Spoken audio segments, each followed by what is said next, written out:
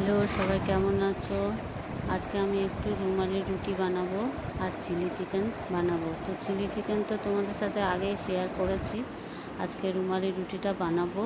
তার জন্যে নিলাম তোমার 1 কাপ আটা, এমনি প্লেন যেটা রুটি করি আমরা সেই আটা, আর নেব 2 কাপ মতো ময়দা।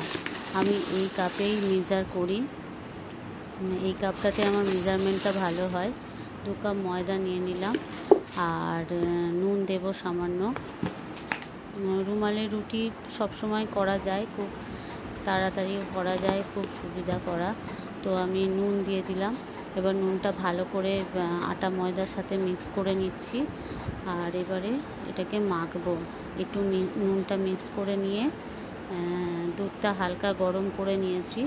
আমি এবারে পুরো আটাটাই দুধ দিয়েই মাখবো। রুমালি রুটি কিন্তু দুধ দিয়েই মাখলেই ভালো লাগে, আর কোনো কিছু ইউজ করবো না। আমি দুধ দিয়ে ভালো করে ওটাকে মেখে নেব। মোটামুটি শক্তও হবে না, আবার খুব নরমও হবে না, সেই রকমভাবে আটার ডোটা রেডি করতে হবে। তো আমার এটা মাখা হচ্ছে, ভালো করে মেখে নেব আমি। এবারে একটু মাখা হলে আমি সামান্য, ডোটা যখন রেডি হয়ে যাবে, সামান্য একটু তেল দিয়ে দেব। তেল দিয়ে আরেকবার ভালো করে মেখে রেখে দেব। ময়দা যত বড় জায়গায় মাখলে কিন্তু খুব সুন্দর সুবিধা হয়। আমি একটু এবারে তেল দিয়ে দিলাম। তেল দিয়ে জাস্ট মেখে নেব। তারপরে মেখে কিছুক্ষণ 4 ঘন্টা মতো রাখলে খুবই ভালো, কিন্তু হাতে যদি সময় না থাকে 1-1.5 ঘন্টা রাখলেও হবে। তো 1-1.5 ঘন্টা মতো আমি রেখেছিলাম, বেশিক্ষণ রাখার সময় ছিল না। চিলি চিকেনটা এখনও রেডি করিনি, করব।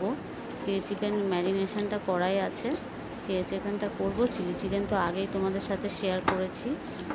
আজকে রুমালি রুটিটা ওর সাথে করব, সেটাই তোমাদের সাথে শেয়ার করছি। বন্ধুরা, আমার ভিডিওগুলো যদি তোমাদের ভালো লেগে থাকে অবশ্যই লাইক, কমেন্ট, শেয়ার করবে, আর সাবস্ক্রাইব করে একটু পাশে থাকার অনুরোধ জানাচ্ছি। পাশে থাকলে মোটিভেট হব আরও নতুন নতুন ভিডিও করতে, ভালো লাগবে।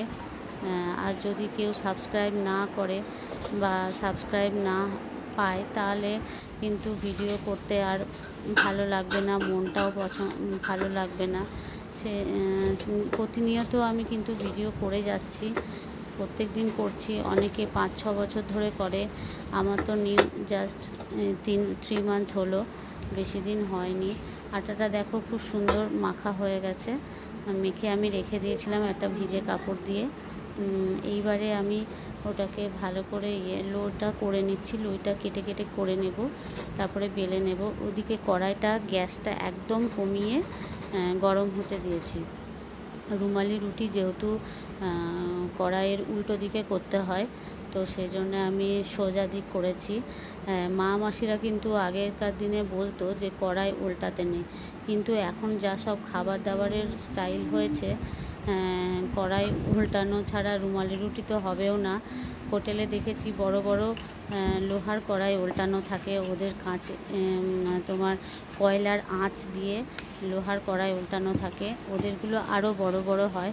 যেহেতু এটা আমি ঘরে তৈরি করছি, আর চাকি বেল্লাটাও বেশি বড় নয়, তবে যতটা পারবে পাতলা করে বেলার চেষ্টাই করবে। আমার চাকি বেল্লাটা বেশি বড় নয়, বেশি মোটা কিন্তু রাখবে না, একদম পাতলা করলে খুব সুন্দর। রুমাল যেমন একদম পাতলা ফাইন হয়, ওই রকম পাতলা ফাইনভাবে বেলে নিতে হবে। সুন্দর করে হালকা পাতলা করে বেলে নিচ্ছি। তোমরাও ঘরে করে দেখো, যারা করেছো তারা তো জানোই, আর যারা করোনি ট্রাই করবে, দেখবে খুব সুন্দর হয়। আমি একদম পাতলা করে বেলে নিয়েছি, দেখো মোটা নেই খুব একটা, একদম পাতলা করে বেলে নিয়ে কড়াইটা গরম হয়ে গেছে।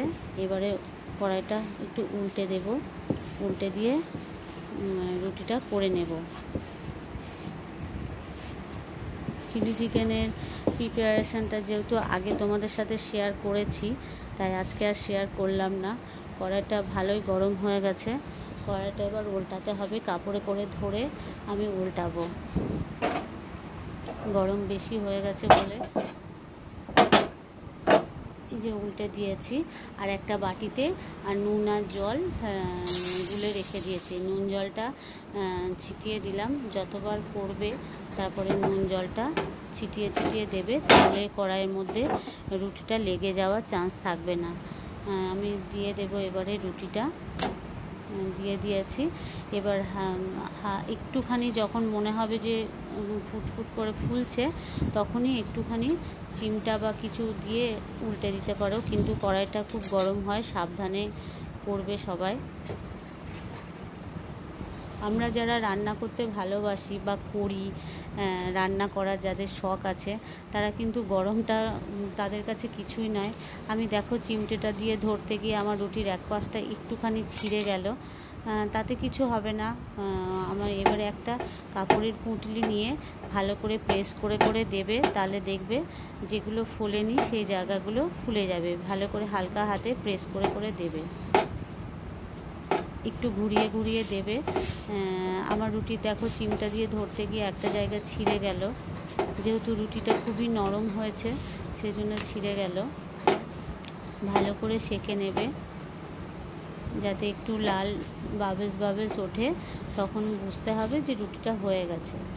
আমার দু হাতে গরম লাগছে না, একটু একটু গরম আছে, কিন্তু আমাদের কি রান্না করতে করতে মেয়েদের অভ্যাস হয়ে যায় যে গরমটা অত হাতে গরম লাগে না।